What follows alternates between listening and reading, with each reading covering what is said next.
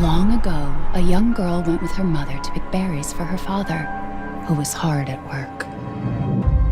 But the forest greeted them with a dark, cold silence. The bushes empty. Come on, move! All clear. Yet determined to find the berries, the rascal broke free of Mother's grasp and vanished into the trees. Chris? What the hell? Take him away.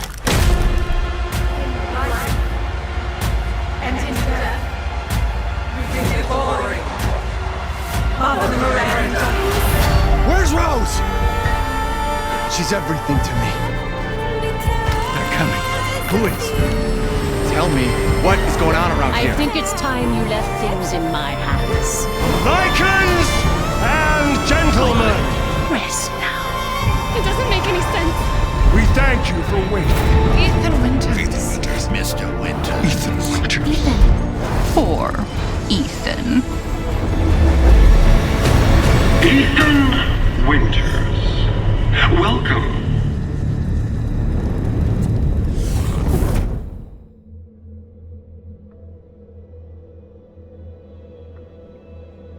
Hey everyone, it's Soul here, and welcome back to my YouTube channel. As my journey exploring the world and stories of the Resident Evil series has still only just begun, the second game that I went on to play was Resident Evil 8 Village, and I had an absolute blast playing this game. Coming off the massive success of Resident Evil 7, Resident Evil 8 took the slight risk of switching the tone from the intense psychological horrors that Resident Evil 7 had to offer to focusing in on a bit more of the action side of the games and adding in these almost cartoonish enemies with the dark fairy tale setup. Now, if you watched my Resident Evil 7 video, you will know that I had already been spoiled about the ending of Ethan Winters' story, and yet, somehow, unlike the slight feeling of that knowledge hindering a tiny amount of my experience in Resident Evil 7, I don't actually think it tarnished or even scratched the surface of my Resident Evil 8 experience at all. I found this game to be so incredibly enjoyable for so many reasons, and I absolutely adore Ethan's characterization in this game so much, so I want to talk you through all of my thoughts and feelings that I had when playing this game, and I hope you guys will stick around as we continue with this series moving forward. As always, please remember to hit that like button, click subscribe to see more videos from me, and leave a comment down below. Here is your one and only warning, that this video contains spoilers. Alright, grab your jarred up daughter, cook yourself a meal, and let's get into it. Resident Evil 8 came out in May of 2021, and everyone everywhere was waiting for the big mommy milkers. Hey, what's up? Big booba lady game. Big booba waifu. Oh no, I'm hurt.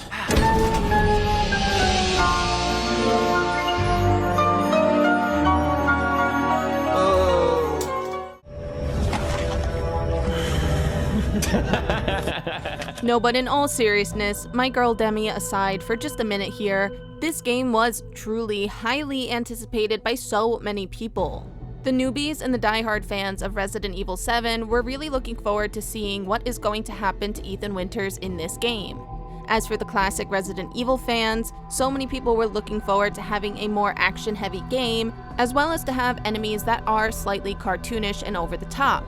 Now, I can't speak to this personally, as I have only just finished playing Resident Evil 1 at the time of recording this audio, but from what I've seen and heard online, it does seem to be the case that the earlier Resident Evil games have enemies that take themselves a bit less seriously and have a bit of a goofy, cartoonish feel to them compared to the deep psychological horrors that the Baker family posed for Ethan Winters in Resident Evil 7.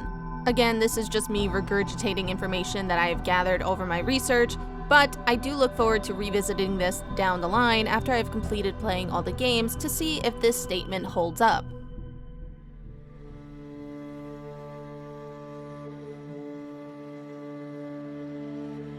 The game opens up with a dark fairy tale story being read by Mia to her and Ethan's infant daughter by the name of Rose. With Ethan putting his daughter to bed soon after, throughout the clues and the notes scattered around the house, as well as the subsequent dialogue that occurs, we learn of how Ethan and Mia have been placed under Umbrella's protection and relocated to Romania under brand new names and aliases, with Ethan even being trained by Chris Redfield himself in some basic combat training. But as this picture-perfect evening begins to wind down with a romantic dinner, bullets suddenly ring out.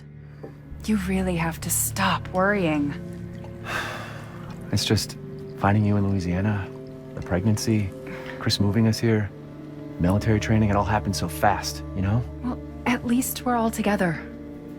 You, me, Rose.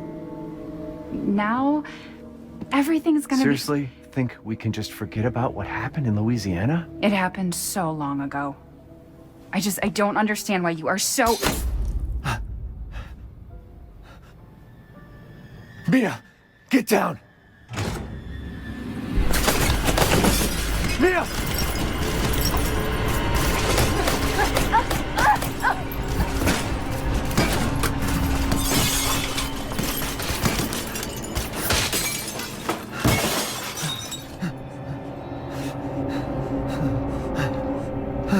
Mia, oh God!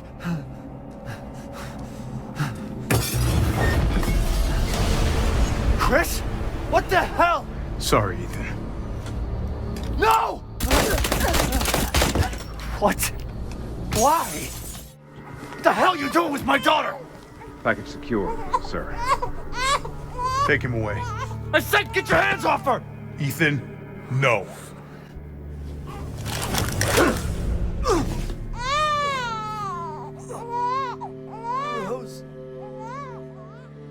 Waking up in a destroyed truck with dead soldiers scattered around, Ethan only has 3 things on his mind. Chris Redfield is evil, his wife is dead, and he needs to find and save their daughter, Rose. Wandering through the woods and arriving at this mysterious village that is seemingly abandoned, Ethan soon finds out that it is swarming with these beasts that are attacking and killing every single person in the village. The absolute chaos and panic that I felt in this section was insane, and if you watch my live streams, you know that I'm quick to panic in general, but this game sort of controlled the chaos in this section so well that it just kept building and building, and then all of a sudden, as you think that Ethan is about to at the very least get some sort of brutal injury, at the sound of a bell, the beasts run away and you are suddenly safe. You feel a sense of unease as you don't know when they're coming back, where they went, or why they left. So as Ethan wanders around the now quiet street, he ends up running into a mysterious old woman speaking in almost riddles. In life and in death, we give glory. The bell tolls for us all. They're coming again! Finding some survivors with the help of the radio, there is a brief moment of hope for Ethan. Maybe, just maybe, he'll have some sort of companion to help him through. Maybe he won't have to do this alone. But that was not meant to be. Reach for me! Ah! Damn it!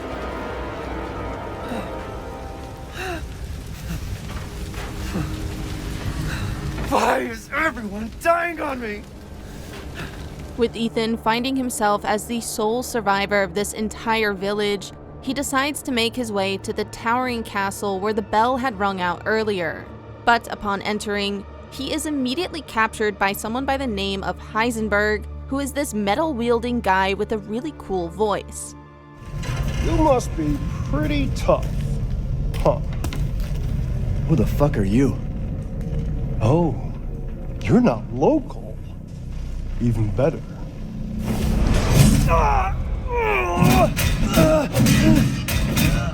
Mother Miranda's gonna love you. I mean, let's just be honest here, Heisenberg is so cool in general. This is just such a good introduction. But the overall introduction that this game creates, I think, is a really cool, disorientating, and discouraging effect that pulled me into the rest of the story.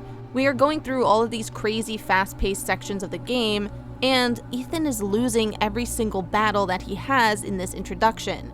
He can't save the survivors, he almost gets killed by these beasts, it's just pure luck that he somehow gets out of this alive. And that sort of discouragement had me wondering, how is he ever going to get his child back? Things are not stacked in his favor, But that made me want to stand by him even more, because who doesn't love rooting for the underdog?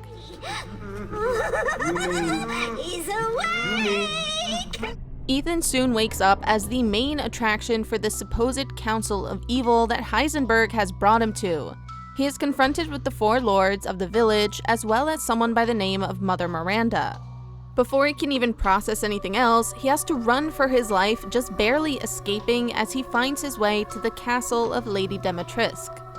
Right outside the entrance to the castle, however, we meet our one and only friend, our loyal companion, the humble merchant, the Duke. I've been waiting for you, Mr. Winters. Now, he not only is the best face to see when I would run around stressed later on in this game, but the Duke also gives us valuable information that Ethan is someone the whole village has heard of by now. Anyone who is anyone has heard of the likes of you. A hero searching for his daughter. Though I must say, that castle arouses suspicion. Yeah, and so do you.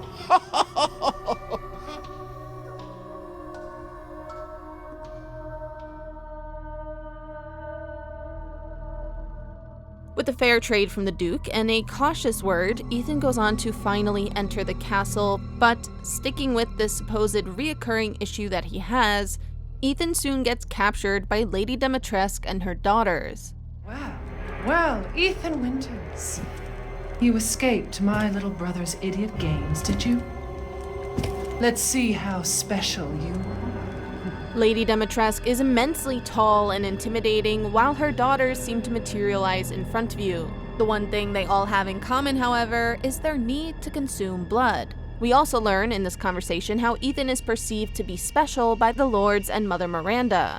Now, of course, this is one of those moments that, since I did know the ending, the foreshadowing is a bit obvious. The whole line about how he's starting to go stale is probably the biggest giveaway here. Ethan being called special can just be seen as another way of saying that he is dead and yet somehow still functioning due to the mold magic. But oddly enough, this really didn't bother me. I actually found that I was looking out for more lines about the foreshadowing as I was going through my playthrough. So as Ethan rips his hand and then magically heals to escape the room, I just kinda laughed it off and had fun with the story that they were giving me since I ultimately knew the ending. With Ethan wandering around the castle, you have to find all of the pieces and masks necessary in order to escape and unlock the front door. It's at this point in the game that the map started to become crucial. Unlike Resident Evil 7, which, yes, had a bit of backtracking into the main section of the house and had a tiny map that you would sometimes open, Resident Evil 8 requires the map a lot more, and as I have come to know just by playing the first Resident Evil game, maps are insanely crucial in the Resident Evil series, but with Resident Evil 8, that was the sort of first time that I was truly relying on any sort of map. You'd have to go through the castle to try and unlock different doors, you could go back to different rooms to find different items if you didn't search it enough, and as the game progressed further down the line, you would have to check your map even more as you would go on to search the houses in the village. Not to mention, the map is absolutely crucial in escaping some of the attacks that I encountered in the castle with Demetrisk's daughters. There is also quite a few notes scattered around the castle that talk about the fate of the previous workers of this castle and that give us the background information of Lady Demetrisk's daughters. One note in particular even talks about how Demi and her daughters had turned the maidens into blood wine. Could they truly all be vampires? Well, we'll find out soon enough. Wandering through the castle and arriving at the kitchen, Ethan goes on to encounter Bella, the first of Lady Demetrisk's 3 daughters that he will have to fight. Where are you going, little one?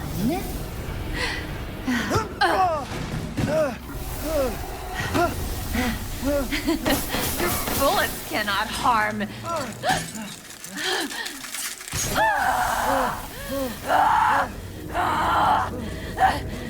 You stupid man thing! During their brief fight, Ethan discovers that these girls can be killed and stopped with the help of the cold winter air. So with this newfound confidence, Ethan continues to search the castle for the missing masks. Similar to how the VHS tapes in Resident Evil 7 created a sense of false confidence, This cold air knowledge kinda does the same thing. You get to wander around the castle knowing that if you open a window, you can defeat them, but then you're trapped in a room without a window.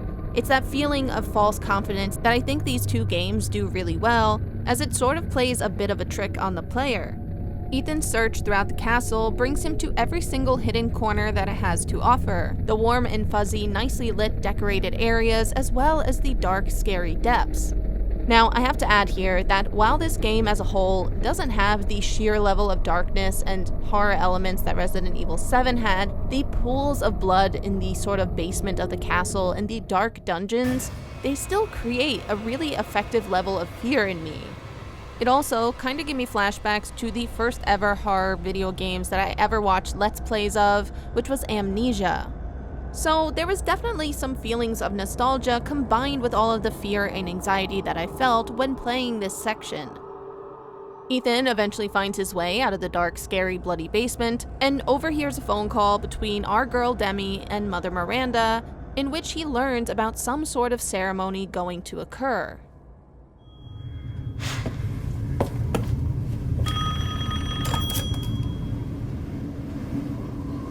Mother Miranda, I regret to inform you that Ethan Winters has escaped that fool Heisenberg. Because he is in my castle and has already proven too much for my daughters to handle. When I find him... No, Mother Miranda. Yes, of course, I understand the importance of the ceremony. I won't let you down.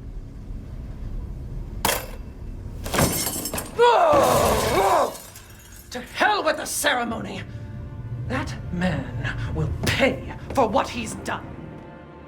Sneaking into her room and reading her diary, we learn of how the Lords are all some sort of twisted family, with Mother Miranda saying to Demetrisk that she is special. Once again, we get that word special ingrained in our minds, and of course, with the foreshadowing, we know that Ethan is pretty similar to the Lords themselves, as he has been able to maintain a strong amount of consciousness while being infected with the same mold that they are. As Lady Demetresk appears right in front of us, she tosses us back into the depths of the castle before cutting off our hand. Now, once again, knowing the ending, I was not fazed by this, but having since watched some live streams and Let's Plays of this game in preparation for this video, Ethan losing his hand here and then reattaching it, it started to raise a lot of eyebrows from players. This event and this situation occurring with his leg on the Baker's property in Resident Evil 7 is one thing, but over here? There hasn't even been the mention of mold, and they are all the way across the ocean, so what is going on? Back in the castle and with the new mask, Ethan begins to find notes and information on the daughters themselves. Ethan learns about some sort of experiment that was performed on these 3 young girls' bodies after they died, where a Cadeau parasite was implanted in them, resulting in these imitation blowflies eating away at the girls' cells and allowing this transformation to be completed, in which they suddenly can disappear and reappear through these insects.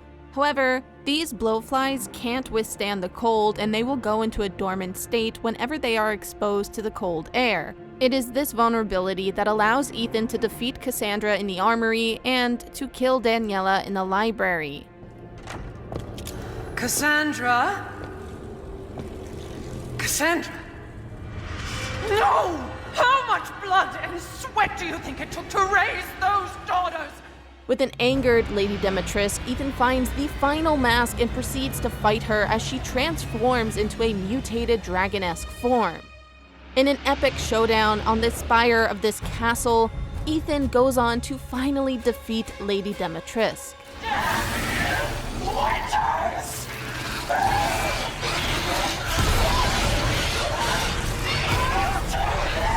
You'll never see your rose again! Succumb to your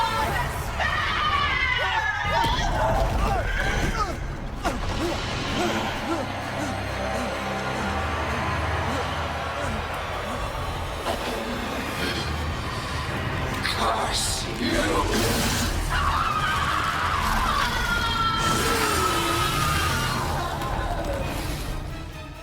Now, It's a shame that this is only the start of the game, the first of the 4 lords, because with all of the intriguing puzzles, the great visuals, and the details of the castle, as well as the multiple different kinds of enemies, the different skeletons, the flying enemies chasing after you constantly, this section of the game is easily the best in my opinion. Don't get me wrong, the remaining lords and the rest of the game still have some great and memorable moments, but this section is just so well done. Not to mention, it was heavily advertised in the trailers for this game, which led me and others to believe that Lady Dimitrescu would be a sort of final boss enemy. I didn't expect that we would be able to defeat her so soon in this game. And because of these assumptions and how the game was advertised and set up, there's quite a few people that feel like it was all downhill after this section. And while I don't personally agree with that statement, I can understand why people would feel that way. But on the other side of things, I can also understand that the developers and producers and editors and advertisers for this game probably didn't expect nearly as many memes and jokes to be going around about our girl Demi that definitely unintentionally promoted this idea that Dimitrescu would be in the game for a lot longer. So this is definitely an interesting case study for marketing here, since all of these jokes definitely brought a bunch of people to the game, but at the same time left so many people disappointed so early on in the gameplay. So with our girl Demi's section coming to a close, Ethan is finally able to leave the castle for good and search for his daughter at the ceremony site. However, before he can even get there, he runs into that crazy old lady again, who informs him that he is too late. Hey, remember me? I almost died up at that castle. Tell me, what is going on around here? How can a man be almost dead? That's a question for the wise. You know what I mean. And I still haven't found Rose. Where did Mother Miranda take her? You're too late. Or maybe almost too late. The child will be sacrificed, life for life. What kind of sick medieval shit is this? She's just a baby. The crests of the 4 bloodlines may open the path you seek. With help from the Duke, Ethan eventually comes to the terrifying realization that his daughter has magically been split up into these jars. How? I'm not quite sure, just some sort of mold magic, I guess. The sort of science behind this game and the magic stuff is really a bit nuts. It's definitely pushing the limitations here, but again, whimsical fantasy horror. Let's just go with it. His daughter is now jarred up into 4 separate jars. And with Ethan having already obtained Lady Dimitrescu's flask, he now has the task and goal to go and pay a visit to each of the 3 remaining lords. This is impossible! This just can't be! Your daughter's essence is still intact. Her powers are truly unique. Who could even do this? She can be saved, you know. Saved? From this? Are you insane? There's a house with a red chimney on the western side of the village. Go and seek out the man who lives there. Then we can continue our conversation. Quit holding out and get to the damn point! You don't have to trust my words. But do you have any better options? Before we move on and head towards House Beneviento, I want to take a minute to talk about the Duke and Ethan's communication and growing friendship that occurs throughout this game. I think this is the main reason that I didn't feel bothered by knowing Ethan's ultimate ending. I think the fact that in Resident Evil 8, we are starting to get to know Ethan a bit more. He's a lot more reactive, he's a lot more talkative, especially with the Duke. His sarcasm and wittiness comes out a bit more. It happens with the enemies as well, but these constant interactions with the Duke allowed me to truly understand Ethan's personality in a way that we just didn't get in Resident Evil 7.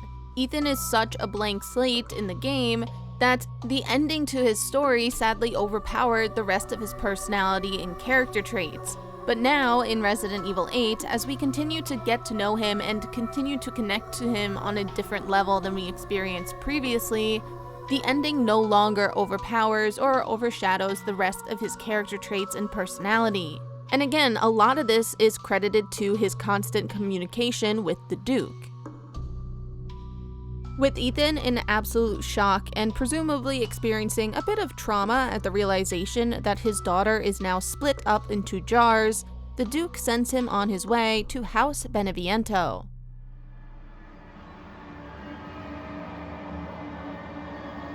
As Ethan enters this mansion and finds his way down into the basement, the pattern continues with Angie attacking us and leaving us with an empty inventory as we try to navigate these horrifying puzzles that are in store for us. I've been waiting for so long. I'd make a much better daughter than Rose.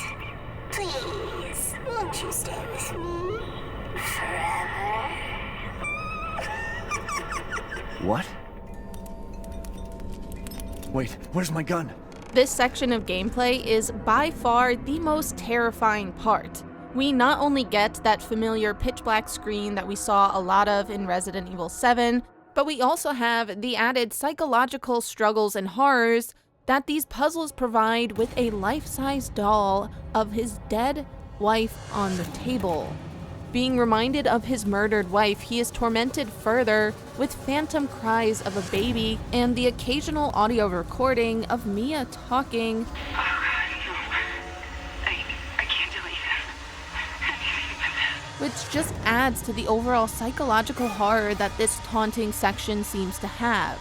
But as Ethan grabs the final piece to unlock the door that presumably has the fuse behind it, a giant mutated baby begins to crawl and chase after him as he has to try and escape this tiny twisted basement of hell. This part of the game is so messed up and terrifying. I mean, I just have goosebumps talking about it.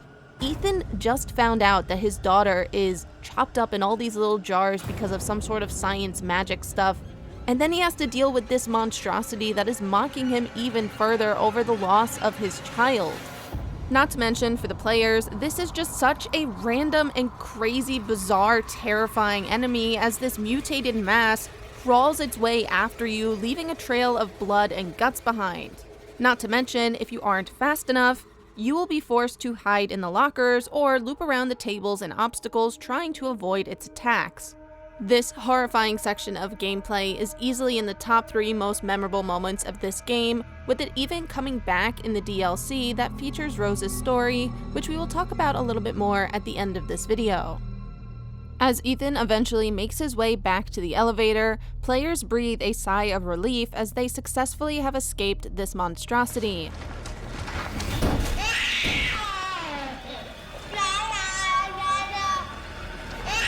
However, that relief didn't last long, as they are soon confronted by both Donna and Angie in the kitchen. Don't leave. I can't let you. You're still alive, huh? You better find me cool before my friends murder you. Tick-tock. Your life is on the line. Wait! Donna seems very reluctant to attack Ethan Winters here in this moment, but she still follows Mother Miranda's orders and tries her best to protect the jar that she was given. Avoiding all of the other murderous dolls in this household, Ethan goes around the house trying to find and successfully attack Angie. However, on the 3rd time that he attacks her, it is revealed that he has been attacking Donna Beneviento this entire time. This 3rd and final attack successfully kills and defeats Donna Beneviento. With both her and Angie's death, Ethan grabs his jarred up daughter's torso and then proceeds to walk back to the Duke. Now, unlike in the castle, where the backstory for Lady Dimitrescu and her daughters were sort of scattered all over the place, Donna's backstory is mostly contained to one particular note that is found in a shack in the graveyard. It is here that we learn that Donna Beneviento, as a young girl, lost both of her parents and traumatically stopped speaking because of it. It wasn't until she got her doll, Angie, that she began to speak to others through her puppet. But as Mother Miranda's influence and power grew over this village, she went on to implant a Cadeau parasite into Donna Beneviento, who then took a piece of that Cadeau parasite and put it into Angie, which seemingly allowed Angie to talk on her own while Donna could sort of disappear into the background. Except the reason behind why she is seemingly disappearing might not be because of the parasite. Now, this is something that I wish I had a little bit more clarification on, so if there is a note or you guys know, please let me know down below. But is the reason that Donna seemingly disappears from the background because of this Cadeau parasite giving her some sort of special ability? Or is it because of the hallucinogenic flowers that are scattered all over the graveyard? The flowers are said to cause people to see their loved ones who they've lost, which is why Ethan, when approaching the manor in the first place, sees Mia and Rose right in front of him. Additionally, these flowers are seemingly the reason as to why Ethan thinks that his inventory is empty when he's wandering through the basement of the Beneviento house. Ethan never lost his stuff because we never see him take it back at the end. It was all just a hallucination, presumably from these flowers, causing him to think that he lost all of his stuff because of Angie. So it could be these hallucinogenic flowers that are causing people to simply not see Donna, or it could be the Cadeau parasite giving her these powers. It's interesting stuff, and I do wish they would have just elaborated a tiny bit more because I am intrigued by the sort of magic and science of this world, but we'll talk a little bit more about those details when we get to Mother Miranda. Despite Donna Beneviento's section being one of the most memorable parts of the entire game, it's surprisingly short compared to some of the other sections of gameplay. But it's not just the crazy baby monster in the basement that makes this section so memorable, it's Donna herself because her backstory is just so incredibly tragic, and so many people in this fandom have a strong sense of sympathy and empathy towards this character. I mean, the idea that Donna is running around her house just hiding from Ethan as he is charging at her with this pair of scissors, that is just so sad to think about, especially when you realize that she was just this young, traumatized child who Mother Miranda is just taking advantage of.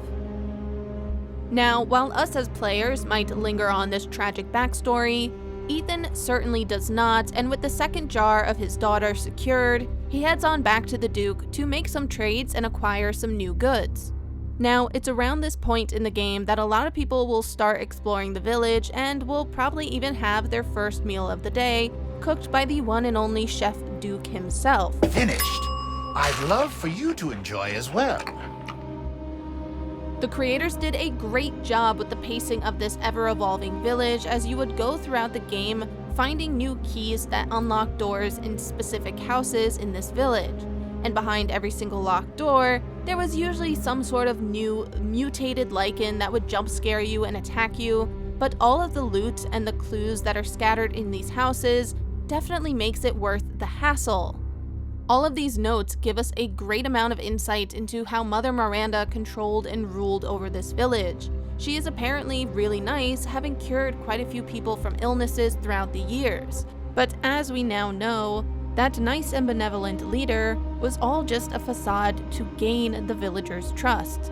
When exploring the village, Ethan will also stumble upon a sort of mobile-based setup, presumably from Umbrella and Chris Redfield, located in the main church. What is it they are doing here, and why haven't they helped Ethan out? We clearly have only found one piece to the overall puzzle, that is Umbrella and their mission here, and so Ethan proceeds to unlock the gate to Lord Moreau's section of the map.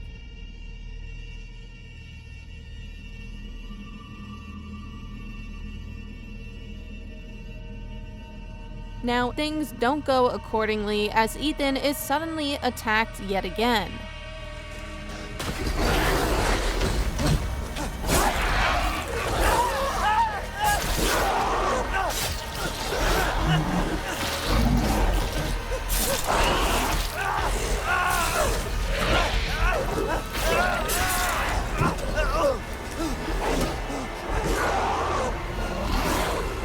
Either by attacking and killing this mutated werewolf lichen, or avoiding it by sneaking through the houses, players will most likely spend a bit more time here than they previously anticipated before they eventually make their way to Moreau's hidden mining tunnels.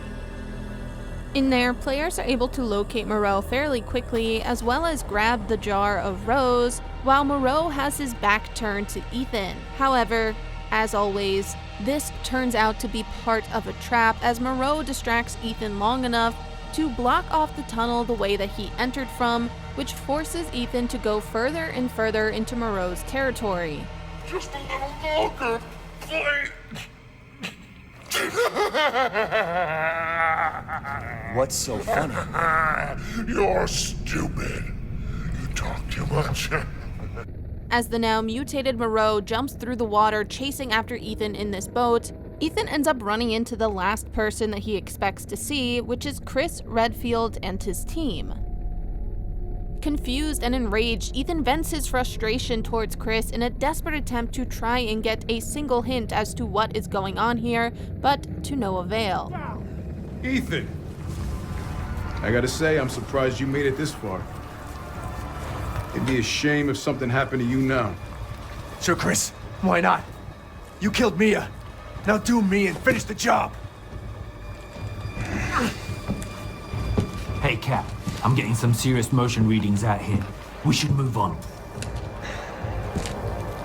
What kind of readings? What's moving? Unknown, but my guess is we've been here too long, and Miranda knows it. Hey, did you say Miranda? How are you involved? Leave it alone, Ethan. You are out of your depth. What about the sample analysis? It's definitely related to the mold.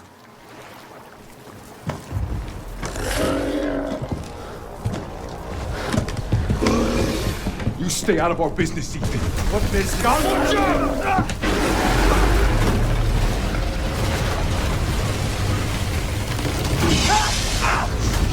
With the two of them being separated, Ethan is on his own without any answers to his questions, and so Ethan proceeds to dodge the fish version of Moreau's attacks. But in a brief moment of struggle, Moreau gives a slight insight into the twisted connection that he has with Mother Miranda.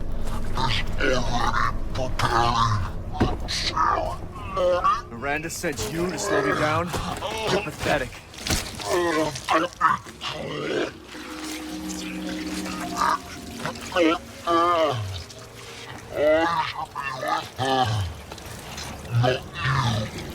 What are you talking about? Moreau so badly wants to impress Mother Miranda that he will do anything she asks. It's later revealed that he also took villagers to a watery grave when he would try to implant them with the Cadeau parasite, which really only resulted in the creation of more lichens. This desire for approval from Mother Miranda is something that is also kind of seen in Alcina Demetrisk. I can't help but think back to her diary entry and how she talks of how Mother Miranda once called her special. Perhaps her and Moreau are not that different at their core, as they both seek their mother's approval. With Ethan on his territory, Moreau tries to kill Ethan once and for all for the glory of Mother Miranda, but Ethan is able to avoid a watery death as he goes on to drain the entire flooded area of the map.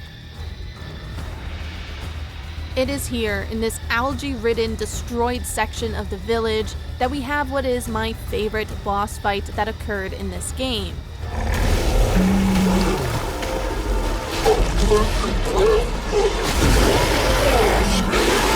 We face Moreau as he spews acid rain from his mouth down onto us while we try and shoot all of the red barrels that cause the explosions to kill him. Now, obviously, you don't just have to rely on explosives, but I had a lot of landmines at this point, and just getting to place them and explode things was just really fun for an action-heavy game. It was a nice change of pace as well, whereas before in House Beneviento we're solving more puzzles, we're sneaking around, and the same goes for In the Castle with Lady Demetrisk, where a majority of the game you are sneaking around and just trying to escape with your life. So this action-heavy section of gameplay where you potentially have the flamethrower, landmines, pipe bombs, all these different upgraded weapons, it was just so much fun to play. And I think it's worth pointing out that this variety amongst all four of the lords in this game is part of the reason that I love it so much. With all of the different enemies, there is basically something here for everyone. If you don't really like psychological horror, it's only in one section. If you don't like fast-paced, explosive boss fights, you only have to fight Moreau once. Now, Lady Dimitrescu and, as we will get into it, Heisenberg's sections are kind of similar in structure, but the settings themselves create a drastically different feel to them. All 4 of these different areas of the map are drastically different in color, design, and style, with the whimsical castle and the gross, slimy swamps of Moreau's territory creating a welcome amount of variety in the feel of this game. I know this constant switch-up isn't for everyone, but I personally really enjoyed how different each area and enemy was. With 3 down and 1 to go, Ethan makes his way back to the Duke with the 3rd jar of his daughter, but he is interrupted by Heisenberg as he makes his way through the village. Go there and get my flask. Do that, and you pass. Despite Heisenberg's eagerness for us to go and visit him, most people will end up exploring the map a little bit more, with a lot of people entering back into the castle of Lady Dimitrescu in order to find some hidden treasure, as well as a good amount of players finding the hidden Megamycete cave that has valuable information on the Baker property events that happened 2 years ago. Ethan realizes when reading the computer that the specimen that they found here is a 99% match to the fungus infection at the Baker property.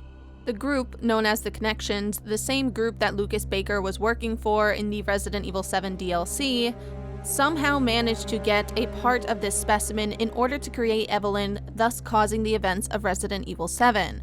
How they were able to do that? We're not exactly sure, but it's also suspected that this Megamycete somehow contains all of the memory and data of the people that it took as victims, which then poses the question of what is Mother Miranda searching for in this Megamycete data.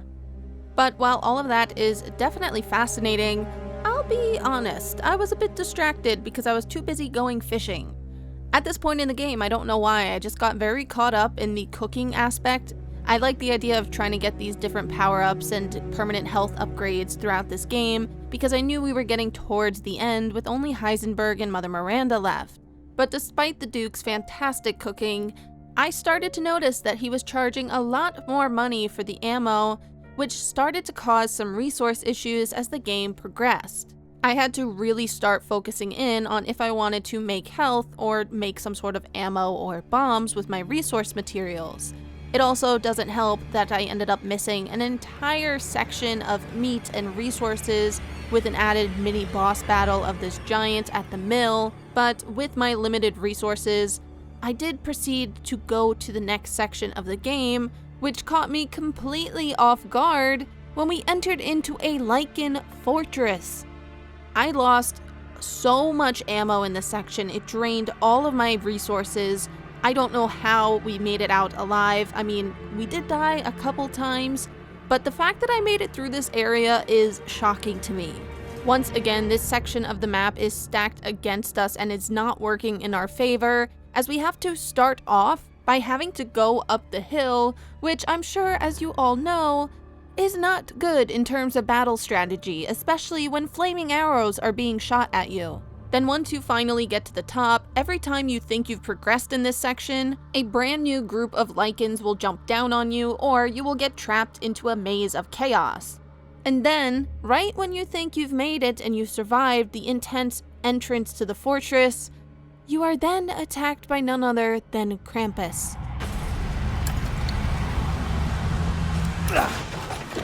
That's not good.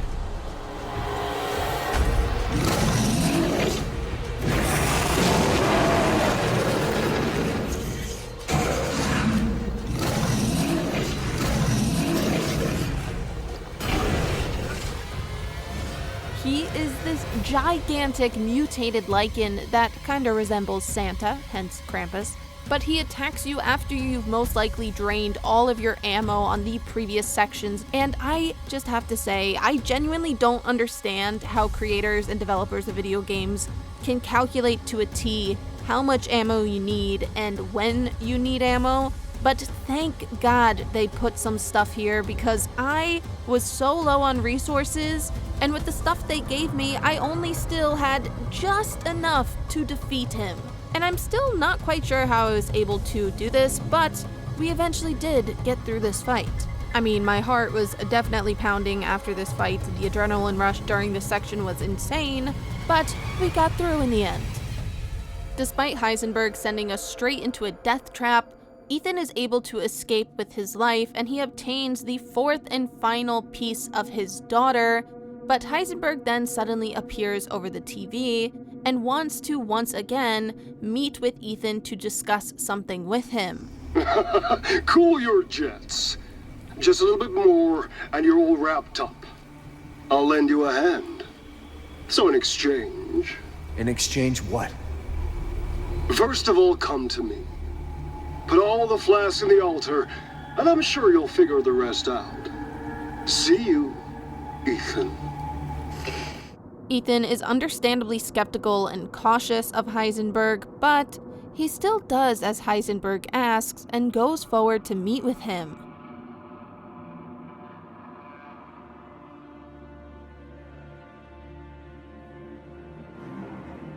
Assembling the 4 jars together that contain his daughter unlocks a secret bridge over to Heisenberg's area of the village.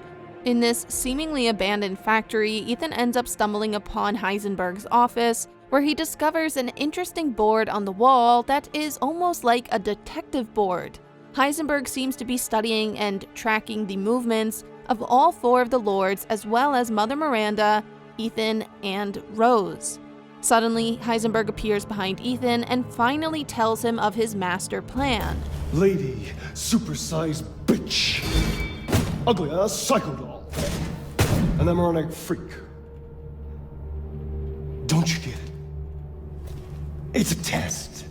To see if you're strong enough to be a part of Miranda's family. I don't want to be a part of Miranda's family. Neither did I, but here we are. And I'm next in line, right? Kill me, move up the chain. Well, fuck that! I don't give a damn about your personal issues. I just want to fix my daughter. So do I. Do you have any idea how powerful that kid is? Even Miranda's scared of her. Last time, you freak, I swear to God!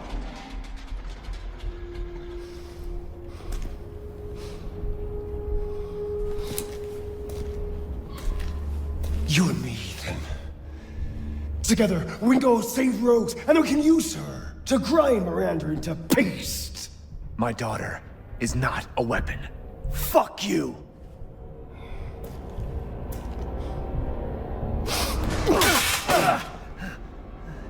Last chance. You don't want to find out what's in that hole. I'll take my chances. You're futile. With Ethan refusing Heisenberg's plan and refusing to use his daughter as some sort of weapon against Mother Miranda, he gets tossed into the depths of this factory and is immediately chased by this monstrosity of a propelled beast. And while Ethan briefly escapes it now, this creature shows up multiple times throughout this section as it endlessly pursues Ethan throughout the factory. Now, the one thing about Heisenberg's plan that a lot of people question is why didn't he attack earlier? He certainly has the numbers for it with his factory-made army ready to go, and when you think about the Lycans, even though he didn't directly create them, he is often seen controlling them or guiding them, so there seems to be some level of respect between them. So why doesn't he attack Mother Miranda earlier? Well, it's simply a difference in character. Heisenberg is not a rash enemy. He is not like Alcina Dimitrescu, who would act out of impulse. Heisenberg is waiting for his ace card, which he now has with the creation and arrival of Rose. I personally still think, though, that Heisenberg should have been attacking Mother Miranda because she's clearly distracted with Ethan killing all of her other children, and it would be a good moment for him to make a first move. However, that is clearly not what happens. I'm not like my siblings. I want nothing more than to be free of that bitch. So, as Ethan wanders throughout this factory, trying to get back to the surface in order to escape, he goes on to encounter all of the different variations of Heisenberg's creations. This Frankenstein-type army is made from Cadeau-infected bodies that are being controlled through robotics and usually have some sort of technology upgrade to them in order to make them more powerful against Mother Miranda. Yet these experiments are not always completed and didn't always work, which results in some interesting challenges. Now, since I was still struggling with resources, especially after the previous section in the fortress, I was struggling with these enemies. I often found myself running away instead of facing them head on, which led me to miss quite a few clues and sections because I just kept running and fleeing. I actually had to replay this entire section on a separate live stream because I felt like I just missed so many things. Not only did I miss the mold in order to create the ball for the maze puzzle that you get in each 4 of the Lord's territories, but I also missed quite a few clues and notes surrounding Heisenberg's intentions behind creating this army. So despite the Duke's warm and welcoming face to encourage me in my terrors, I didn't really hang around in this section too long. I also just feel like out of the 4 territories, this was my least favorite. As I said earlier, there is something in this game for everyone, but this section just simply wasn't for me. I missed the charm and the detail of the castle and even House Beneviento, and these dark, gloomy factory hallways were just not doing it for me. So with this lackluster environment, my overall lack of resources and ammo, and the challenging enemies that are in this section, I ended up just rushing through the entirety of Heisenberg's factory. However, it still took me quite a while, because this section of gameplay is actually the same length as Lady Dimitrescu's castle. It is supposed to be long, which also kind of baffles me as to why they picked such a dark and gloomy setting for what is the 4th and final area of the 4 Lords. And I do find it to be kind of a shame because Heisenberg as a character is really intriguing, he's really theatrical and over the top. I kind of wish that we got to spend a bit more time with him and his personality, and that he had more of a presence during this section of gameplay. But as always, that is just my opinion, so let me know your thoughts about this area down below. When making his way up the different levels in the factory, Ethan eventually stumbles upon the bladed beast from earlier, which he goes on to fight in this crazy chaotic mini boss fight. This creature is spewing fire straight at Ethan, it's running around destroying the walls, it is chaotic, and I have to admit that this was a really fun fight to play through.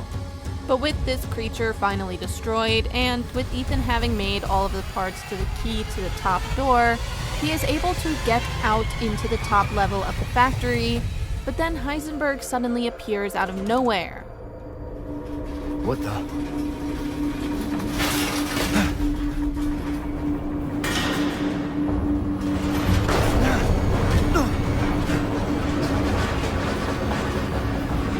Not bad, not bad, Rangers. You're persistent, but I've got a rebellion too. So stay out of my way.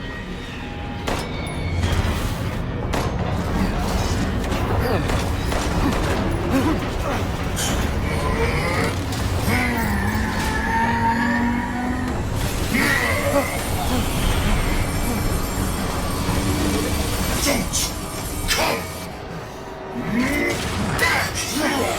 come back!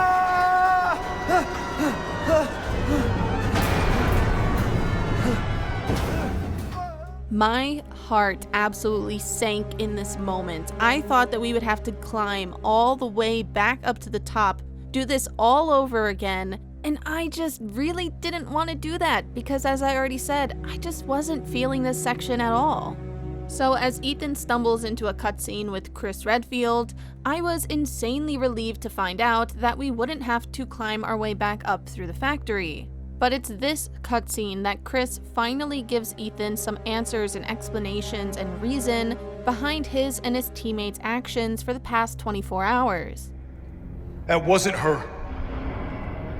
It was Miranda. What? She's a bioweapon. She changed her appearance and pretended to be Mia. Seems she also survived being shot, so now I'm here to finish the job. Bullshit!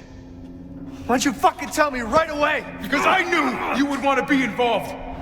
And this job is hard enough without civilians getting in the way. Why us, Chris? What the hell is going on? All right, Ethan. All right. I guess I owe you an explanation. With this clarification, we learn that Mother Miranda had been posing as Mia Winters for a few days before Chris Redfield was able to attack her. We also learn that Chris Redfield is not a bad guy. He did not murder Mia Winters like we thought in the beginning of the game, and he's been tracking Mother Miranda ever since in an attempt to try and stop her. Now, as I already said, I've only just finished playing through Resident Evil 1, so I don't really know Chris Redfield too much as a character, but for a lot of long-term Resident Evil fans, having this brief fear throughout most of this game that maybe Chris Redfield is suddenly evil, that had to be a tense moment for fans of Chris who are playing through this game worried that their favorite character might now be bad. So I can only imagine the relief players must have felt when they finally got the clarification that Chris was not actually evil. With this newfound information, the two decide to team up in order to take down both Heisenberg and Mother Miranda, and so Chris gives Ethan this contraption that he's been working on in order for Ethan to go ahead and fight Heisenberg in his metal form. Meanwhile, Chris is going to line more bombs underneath the factory in order to take out Heisenberg's entire army. So Ethan proceeds to try and fight Heisenberg in this metal contraption as he's shooting off bullets and bombs straight into Heisenberg. And honestly, this boss fight is just kind of a wacky, fun boss fight here. I mean, out of all four of the lords, I feel like Heisenberg's ability is definitely the most far-fetched. I'm not quite sure how a Cadeau parasite that's a mold or fungal infection can create magnetism, but it's just a fun, wacky boss fight that definitely had me laughing at how ridiculous it was, but at the same time, it's still pretty epic as you get to go around shooting things with a big machine gun. I will never deny the fun in that in video games. And so, after all the wackiness, just like he did with all three of the previous lords, Ethan goes on to defeat Heisenberg for good. Yet, the defeat of the fourth and final lord draws the attention of the true evil in this village.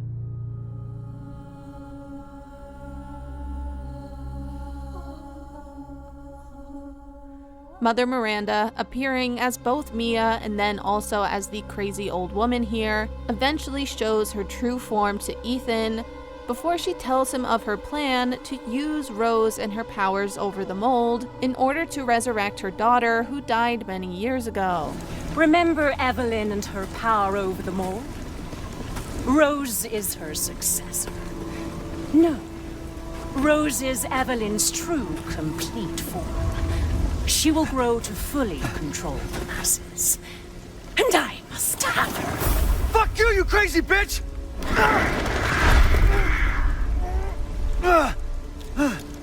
Calm yourself. Rose will be saved. The Megamycete catalogs all of us. However, she will be reborn as my daughter.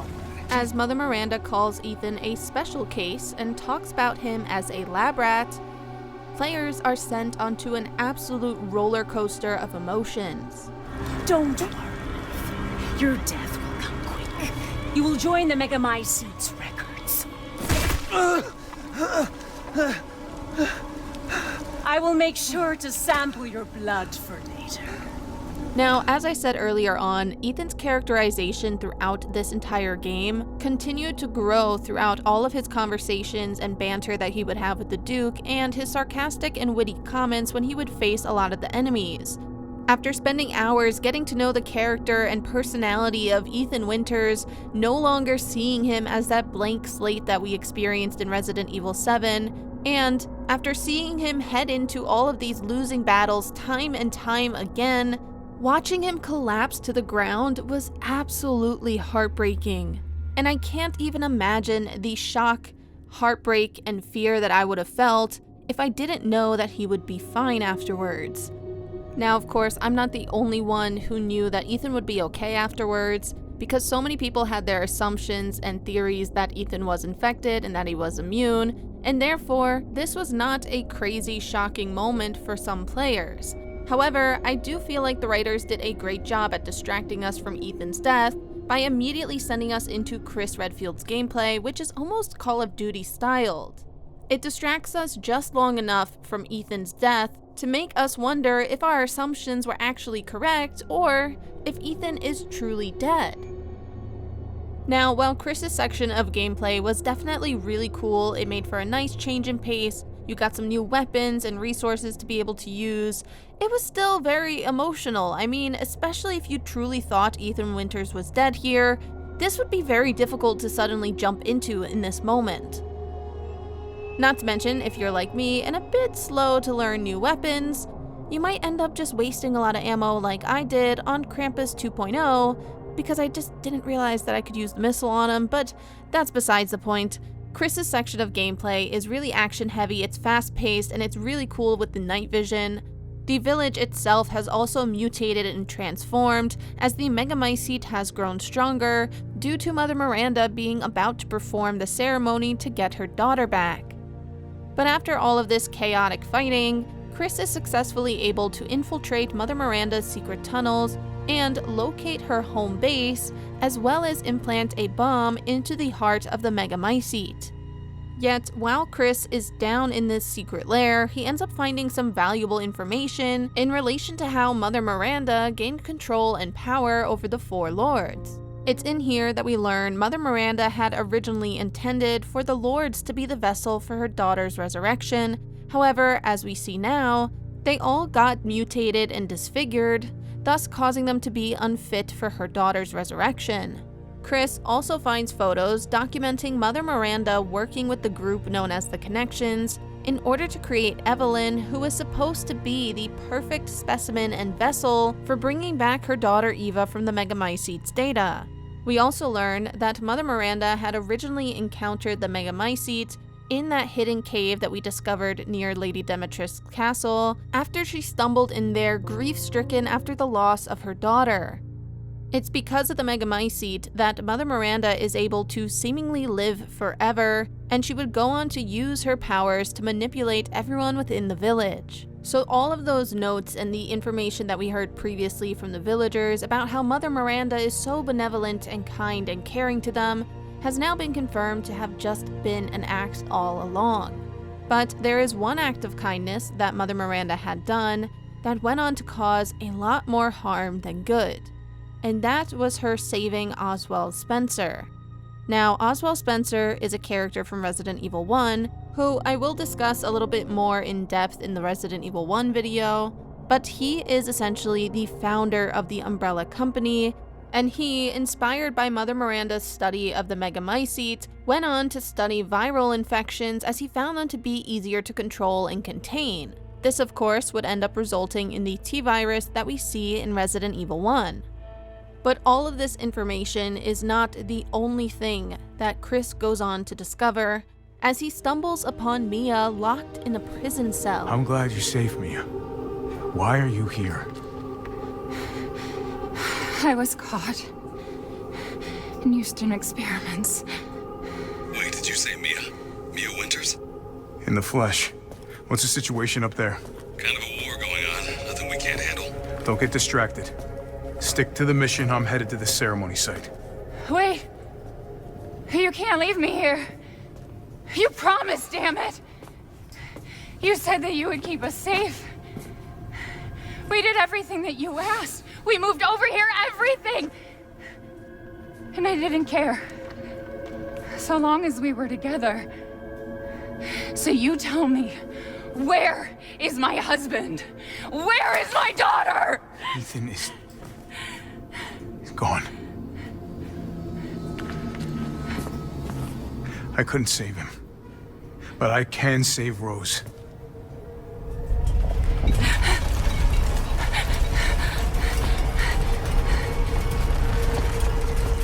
Come on. It's not safe here after all. What do you mean he's gone? He's dead. I'm sorry, Mia, but we have to leave. We have to destroy this village. No! You're wrong. I tried to keep this a secret, but... you don't understand how special he is. Once again, we keep getting that word special when we're talking about Ethan, but it isn't until the scene right after this that it's revealed just how special Ethan actually is. Waking up in the field after having his heart torn out, Evelyn appears to mock him and make fun of him for trying to save his own daughter, before she ends up telling him the truth. Ethan has been dead ever since the events of the Baker household. With this tragic and traumatic realization, Ethan now realizes that he is essentially just a walking extension of the Megamycete, and that in order to defeat the Megamycete and Mother Miranda, destroying the Megamycete would also mean destroying and killing himself. Now, in my opinion, a really heartbreaking detail that they added into this story was the fact that Mia knew. I think the fact that Mia knew and she was trying so hard to protect this information from getting out, since she knew that Ethan and Rose would be taken away to be studied, makes it really difficult to see some of those flashback moments between her and Ethan and not see her pain and struggle behind trying to protect her loved ones. To make matters even worse, Ethan is always blaming Mia in a lot of these conversations and arguments that we see. So all of this combined really makes the ending to Mia's story so much more tragic.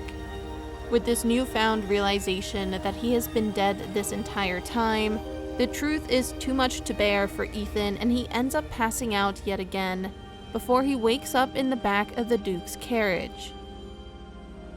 Now, once again, this beautiful friendship between our two characters here comes to light at a very emotional period in the game, and the Duke's usual comedic, lighthearted nature has been replaced by encouraging words in order to get Ethan determined and motivated to save his daughter. Yet, despite the Duke driving Ethan right into the heart of the village and giving him that encouraging pep talk, there is still that looming thought that Ethan is about to die. But in this moment, Ethan chooses to ignore it, as he only has one thought on his mind, which is to save his daughter's life. Duke, I need a favor. Take me to Miranda. I assumed as much and am already on the way. We should arrive shortly. Thank you. But Ethan, are you sure of this? Your body is, well, falling apart. Yes. Foolish of me to ask. Speaking of foolish questions, who or what are you? Even I can't quite answer that.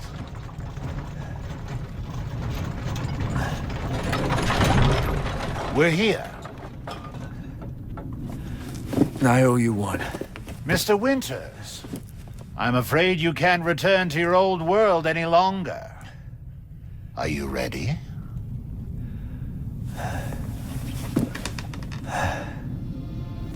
Yeah, I have to be. Entering into the ceremony site, Ethan enters into a fierce battle with Mother Miranda, and I have to admit this was the most difficult boss battle that I encountered in this entire game.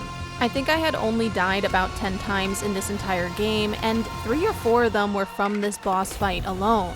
Mother Miranda moves around fairly quickly, making it hard to land all of your shots, especially when you are trying to explode her attacks before they deal damage onto Ethan. But after a bit of a struggle, Ethan is successful and is able to kill Mother Miranda, thus rescuing his daughter Rose and having her in his arms just in the nick of time in order to get her out of here. But Ethan, with the defeat of Mother Miranda, begins to collapse. With Chris finding Ethan and guiding him out over the bridge, Ethan makes one final decision to ensure that both Rose and Mia will be safe. Keep moving, Ethan. There's a bomb in that thing that'll blow this whole village sky high. Hey, look at me. When I hit this trigger, we can't be anywhere near it.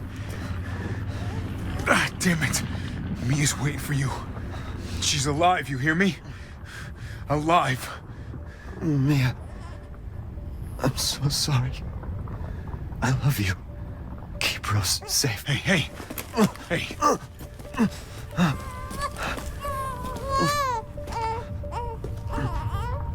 you tell yourself. Now come on, it's not that much further.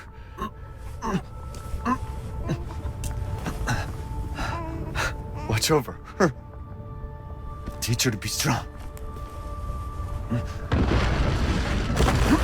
God damn.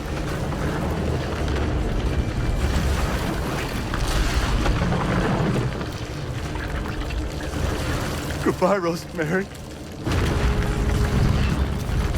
Knowing that his daughter is safe in Chris's arms, Ethan walks back closer and closer to the heart of this megamycete, and with Chris, Rose, and Mia safely escaping the village on the helicopter, Ethan then pulls the trigger.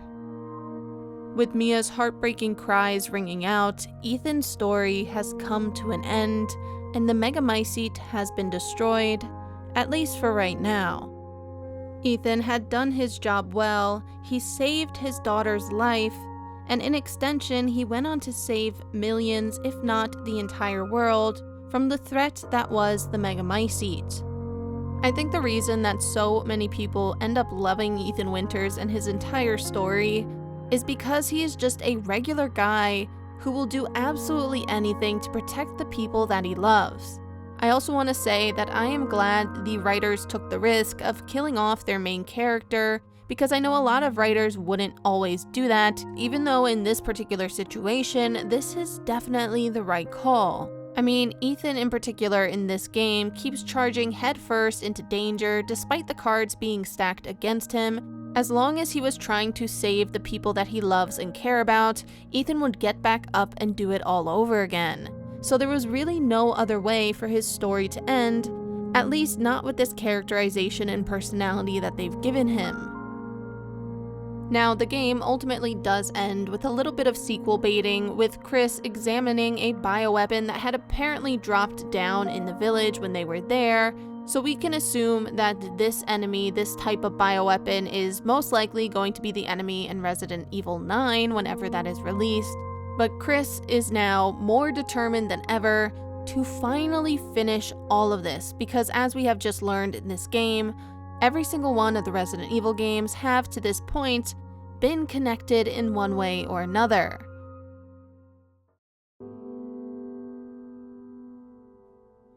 Now, almost immediately after playing this game, I went on to play the DLC featuring Rose Winters' story, and I don't have too much to say about it aside from the fact that I thought it was really nicely done. The story itself, we get to follow Rose as she starts off the game wanting to get rid of her powers and abilities, as in many ways it's caused a lot of problems for her. She's bullied at school, she is obviously growing up under the care of the military and Chris Redfield, she's acting as this sort of lab rat for the military with her bioweapon abilities.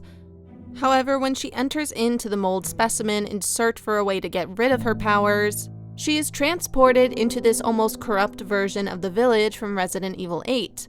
As she wanders through Lady Demetrius' castle, running into an evil version of the Duke, as well as stumbling into House Beneviento with all of the creepy dolls, she ends up taking guidance from someone she calls her guardian angel, Michael, who is eventually revealed to be Ethan.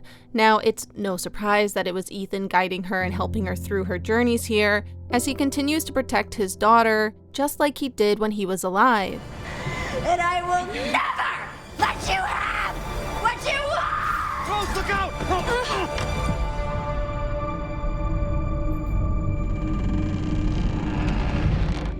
Don't give up, Rose.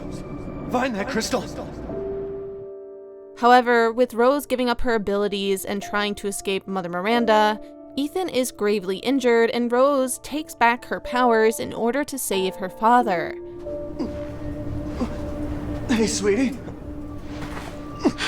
Oh my god! You're so grown up now. And even though I wasn't there with you, I've always watched over you.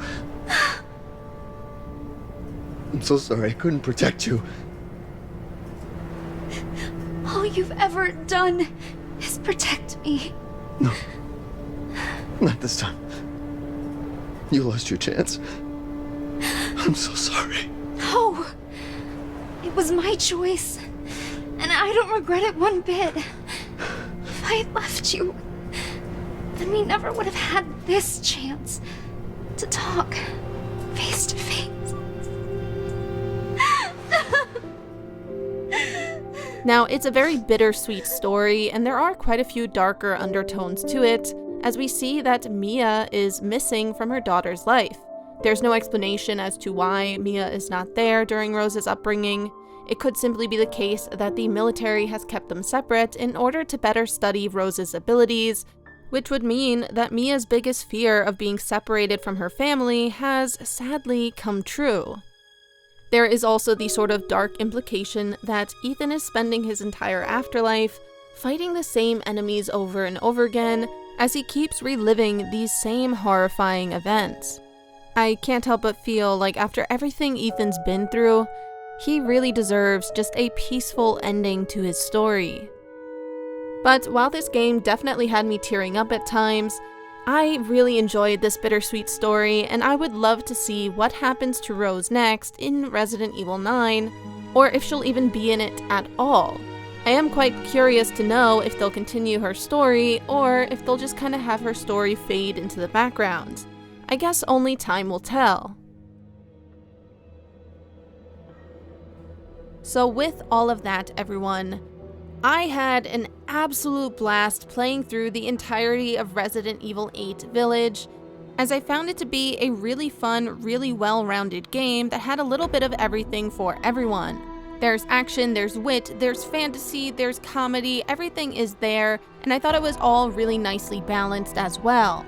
The variety of different horror styles, as well as the different tones to all 4 of the different settings, was really cool to see and experience, and I absolutely adore all of the improvements and changes they added in to strengthen the characterization of Ethan Winters so that he is no longer a complete blank slate like he was in Resident Evil 7. This game was so much fun to play through, and I found myself just falling in love with this game that is full of the dark fairy tale whimsical story, full of cartoonish, comedic, well-written enemies that are woven within the tragic and heroic story of Ethan Winters. So with that, everyone, if you made it this far into the video, let me know by leaving a little horse emoji in honor of the Duke's loyal steed that carries around all of those valuable goods that Ethan needs to buy. If you guys like my discussion, please hit that like button down below and leave your thoughts in the comments section. What did you guys think about Resident Evil 8? Did you like all of the added one-liners that Ethan Winters has? Do you not like them? Do you like the drastic switch up of the settings and tones that each 4 of the lords have when you go through this game? Let me know all of your thoughts down below, and while you're down there, make sure you click subscribe to see more videos from me, and turn on notifications if you want to be notified whenever I post a new video. Thanks for watching, everyone, and I will see you future souls next time. Bye, guys!